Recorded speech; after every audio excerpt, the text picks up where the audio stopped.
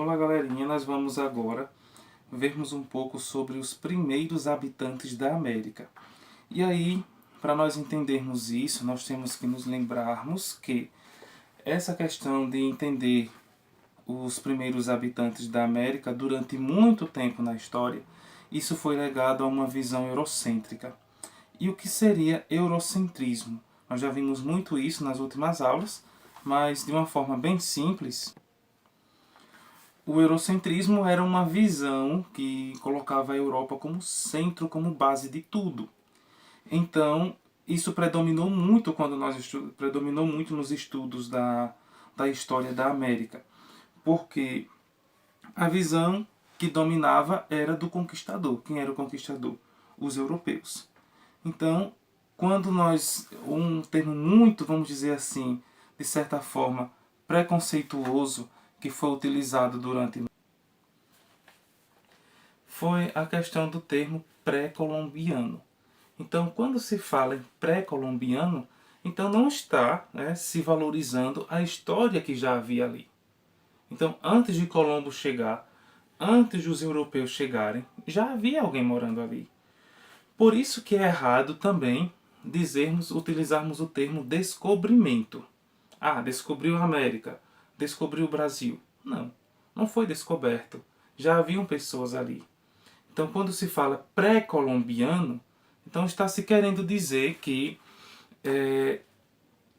a história da América só tem sentido a partir do momento que o europeu chega. E nós sabemos que não é. Antes dos europeus chegarem, já havia toda uma história, toda uma cultura desenvolvida pelos povos, principalmente incas, astecas e maias. Então, nós não devemos qualificar esses grupos como inferiores ou inferiores. O que nós temos que entender é a realidade como eles viviam, entender as formas de organização. Porque nós sabemos de uma forma bem simples que o ser humano, vamos dizer assim, o homem americano mais precisamente, ele não é autóctone. O que isso quer dizer? Quando eu digo que o homem americano não é autóctone, eu estou dizendo que ele não teve origem na América. E onde teve origem a espécie humana? Na África. Então aí nós temos que voltar, lá o que nós vimos no 6º ano, sobre a origem da humanidade.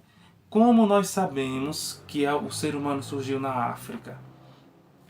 Porque o fóssil mais antigo da espécie humana foi encontrado nessa região da África. Então, claro, surgem aí quase que constantemente algumas teorias dizendo que foi encontrado um fóssil mais antigo, mas o que nós temos, vamos dizer assim de uma forma mais concreta, é esta versão, que a espécie humana surgiu na África. E daí ela se desloca para o continente americano, para os demais continentes, porque o povo era nômade, eles só ficavam em um local até que aquele local fornecesse o necessário para eles sobreviverem. Então, quando aquele local não estava mais bacaninho, eles tinham que procurar outro local. Então, nós vamos começar aqui destacando, lembrando que é o capítulo 8, falando sobre os Incas. Os Incas habitavam a região onde hoje está o Peru, a Bolívia e o Equador. Somavam em torno de 10 milhões de habitantes. Uma característica forte do seu império era a questão das guerras. E eles dominaram vários outros povos indígenas no século XIV, transformando eles em escravos. Então, a escravidão não está relacionada somente ao aspecto africano. A escravidão já existia de outras formas. Ultimamente, praticamente, quando se fala em escravidão, só se lembra logo do povo africano. Mas esses povos que viviam aqui na América já tinham escravos. Então, o Império Inca, ele abrangia diversas nações, eram falados aí mais de 700 idiomas, e a capital era Cusco, Vão se destacar aí edifícios construídos por tijolos de pedra, as pontes suspensas, eles não possuíam um sistema de escrita. Uma coisa muito interessante é que esses povos incas eles não tinham essa questão da escrita. Então o que era que eles utilizavam? Utilizavam quipos. O que eram quipos? Eram cordões de lã ou outro material, onde eles codificavam as mensagens. Podemos imaginar até que algumas espécies de nós, né? A questão que se fala comumente, quando os povos já, esse período da pré-história, esses povos antigos, quando não havia escrita, por exemplo, se eles tinham um rebanho, então para contar eles davam um nozinho ali na corda da quantidade de criações que tinha no rebanho. Então, o imperador Inca, ele foi executado por um europeu, que era Francisco Pizarro, e aí com a morte desse imperador Inca, que era Atahualpa, ele chegou, o Império Inca começou a cair, a fracassar. Então, o que restou, né, desse Império Inca foi, no caso, a cidade sagrada de Machu Picchu, que anualmente é visitada por milhares de turistas de todo o mundo, né? Dá uma pesquisadinha lá, você vai ver na internet algumas imagens de Machu Picchu, uma cidade muito bonita historicamente falando. Outro povo aí são os maias, que eles estavam localizados no sul do México e na península de Yucatán, na Guatemala. Eles tinham sim um sistema de escrita, diferentemente do povo Inca. Os maias eles tinham um sistema de escrita, digamos que de certo modo mais desenvolvido, bem desenvolvida, né? Onde se utilizava aí alguns hieróglifos, né, alguns símbolos, que era muito importante aí na questão da escrita. E havia nas cidades maias estelas, que eram monolitos, ou seja, alguns escritos gravados, né, em hieróglifos, que descreviam os governantes da época, a genealogia, a questão das conquistas desses governantes, a questão das guerras, grandes eventos, essas coisas. Os maias construíram as cidades de Tikal, Palenque e Copan, né? Os monumentos muitos destacados aí são a questão das pirâmides, que eram seus centros religiosos, junto aos palácios dos governantes. Essas construções geralmente serviam para demonstrar o poder do governante. Então, quanto maior, quanto mais bonita, quanto mais destacada fosse uma construção, maior seria o poder do governante. Então, vão se destacar algumas cidades-estados, né, que vão marcar essa questão da formação política também desse povo, os maias. Então, os astrônomos maias, eles não tinham telescópios, né? Mas mesmo assim eles elaboravam calendários muito exatos, capazes de prever eclipses, essas outras coisas. Eles desenvolveram o conceito também do número zero, a questão do zero, o vazio. E os maias também conheciam o poder curativo das plantas. Os médicos maias também já faziam cirurgias. Então o povo maia vai se destacar. E ficou muito conhecido aí, há algum tempo atrás, a questão do calendário maia. Perdão. Do calendário maia. Né? Que o povo dizia, o fim do mundo vai ser algum tempo atrás, no ano 2000, depois vai ser mais no 2000, vai ser no 2012, depois vai ser no 2000 não sei quanto. Enfim, mas o calendário maia ele tinha uma finalidade que era de prever os efeitos naturais, né, os fenômenos naturais daquele tempo, da forma que eles compreendiam. E aí então as aldeias, né, chegam a um determinado ponto que começaram a se esvaziar, não se sabe ao certo, né, o que aconteceu, existem muitas teorias, mas os mais os seus descendentes hoje formam populações consideráveis em toda a área antiga. E aí eles mantêm um conjunto distinto de tradições, crenças, e também a questão foi a fusão, né, de ideologias pré-colombianas, essas ideologias, esse processo que nós chamamos também de aculturação. Temos que lembrar também que muitos desses povos foram mortos em combates com os europeus, né? Isso também dificultou aí muita coisa do conhecimento, da permanência deles em preservar suas culturas, suas tradições. Também nós temos aí outro povo que eram os astecas. Então os astecas, eles tinham um alto grau de sofisticação tecnológica, né, e cultural, eles eram bem desenvolvidos, eram governados por um monarca, eles se localizavam aí no México e dominaram muitos povos por meio de guerras. Era um povo que tinha essa prática da guerra também. E aí então, durante o governo do imperador Montezuma II, o Império Azteca chegou a ser formado por aproximadamente 500 cidades. Que todas essas cidades pagavam altos impostos ao imperador. Né? Imagine o quanto que esse imperador não arrecadava de impostos de 500 cidades. Então a principal cidade azteca que até é muito conhecida, foi fundada em 1325, Tenochtitlan, e é uma bela cidade, uma das maiores do mundo no século XIV, né? Com praças espaçosas, cortadas por avenidas, havia canais de irrigação, abastecimento permanente de água pura. O Império Azteca foi construído em homenagem ao Deus Sol. E eles não possuíam armas de cobre, bronze, joias de prata e ouro. O Império ele começou a ser destruído por volta do ano de 1519 por Hernán Cortés, que era um conquistador espanhol. Né? Mais uma vez o eurocentrismo. Né? Eles chegavam naquela região. Então, aquele povo que estavam lá, né? Os incas, astecas, os maias, se você pegar aqui a situação do Brasil não vai ser diferente. Quando eles chegavam lá, eles diziam que aquele povo não tinha uma organização cultural. Como não tinha? Se eles tinham os hábitos, as tradições deles. Não tinha organização política. Claro que tinha, cada um tinha o seu chefe. Não tinha uma fé. Tinha, eles tinham a religião deles, só que era uma religião diferente da dos europeus, dos conquistadores. Então chegou, né, a dizer que era um povo que não tinha religião, não tinha fé, né, não tinha rei, não tinha lei. E eles vão querer implantar isso à força.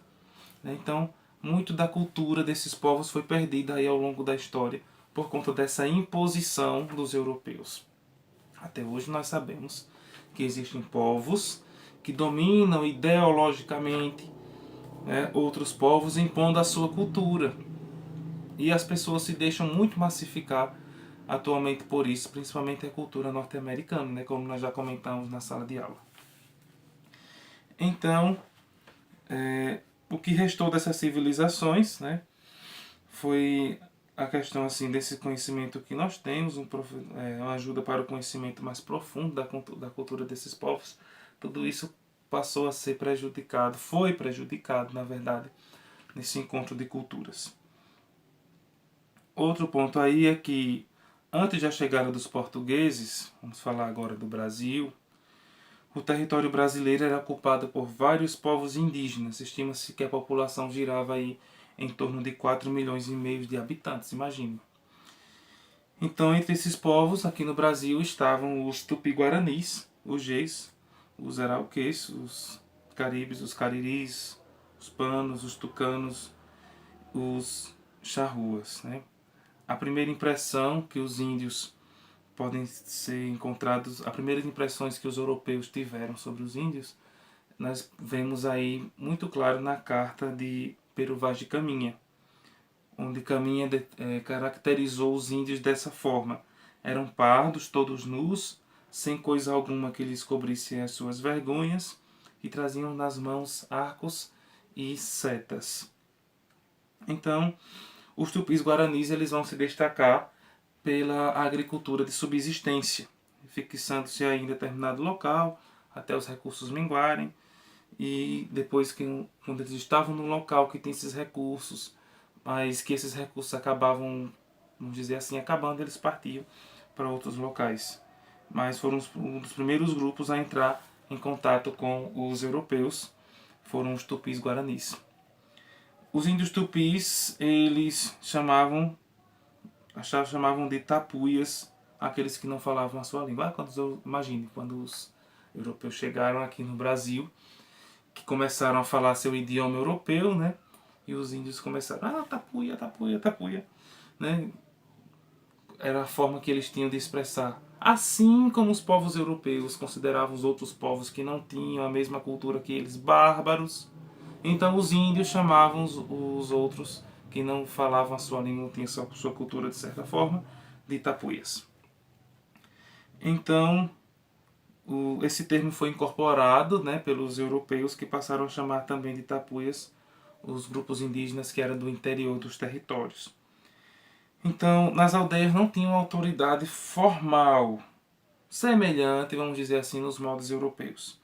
As atividades eram distribuídas entre os membros da tribo, né? E a questão assim, os líderes só assumiam essa função assim de liderança durante as reuniões nos períodos de guerra ou situações de calamidade, que temos aí a figura do cacique.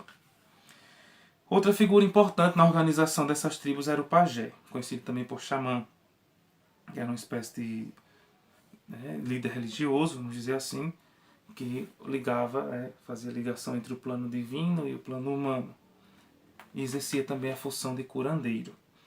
Alguns outros povos praticavam, aqui no Brasil, rituais de antropofagia, que seria isso. Os índios que comiam, mastigavam lá nas refeições outros índios, podemos dizer assim. E eles diziam que era importante esse ritual de um comer a carne do outro lá, porque incorporava a força daquele cara lá, né? Não sei, também não recomendo. Então, o que acontece? Devemos falar aí, devemos afastar essas hipóteses de que esse ato era ritualístico, e que esse ato ritualístico fosse uma atitude selvagem, né? Brincadeiras à parte, mas fazia parte da cultura deles. Tratava-se de um traço cultural que estava aí carregado de uma simbologia muito importante. Então a relação entre os índios e os portugueses não era uma relação pacífica, o que levou aí à morte de muitos grupos indígenas. Outros, houve a questão da resistência, né, ao invasor. A cultura eclesiástica propagada aí pela Companhia de Jesus, os jesuítas, tentavam, vamos dizer assim, catequizar, evangelizar os índios, trazer os índios para a religião católica. Nós sabemos que a Companhia de Jesus foi um dos frutos, vamos voltar lá quando nós estudamos as reformas e as contra-reformas, foi um dos pontos principais da contra-reforma. Por quê? Um dos frutos, vamos dizer assim, depois do Concílio de Trento, que começou lá em 1545, houve aí nesse meio termo a criação da Companhia de Jesus, ou jesuítas. De certo modo, o objetivo seria que os jesuítas evangelizassem para conquistar nos territórios colonizados a quantidade de fiéis, vamos dizer assim, catequizar, trazer fiéis, porque eles estavam perdendo fiéis lá na Europa devido às reformas. Vale destacar a reforma de Lutero, de Calvino e de Henrique VIII.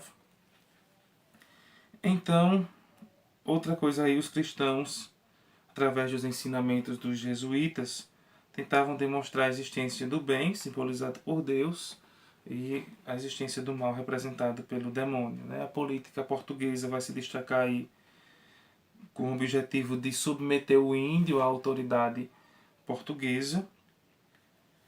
A questão quanto à convivência vai deixar de apresentar resultados satisfatórios a partir do século XVI, quando os conflitos entre os europeus e os indígenas vão ficar mais fortes, mais intensos.